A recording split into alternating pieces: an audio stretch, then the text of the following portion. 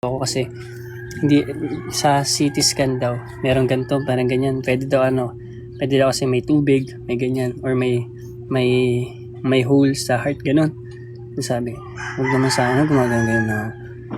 Hindi, after ulit i-double check kasi dinouble check talaga eh, basta ganun, pinaano talaga nila, basta inasikaso talaga, hindi ko ma-explain eh, basta ang hirap i-explain, basta in Jesus name, wala yan.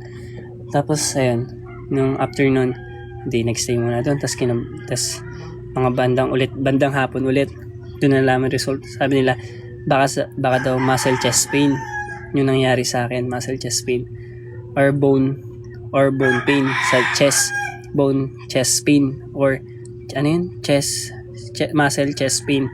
Doon lang daw sa dalawa na yun. Ngayon binigyan ako ng gamot ng ng 1 month. Hindi siya 1 month actually 7 days ko lang siya tinik eh.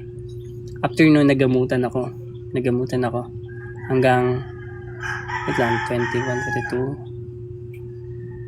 22, 45, ngayon 27 ata, mga 26, basta after Christmas tapos na ako. Edi tapos ayun,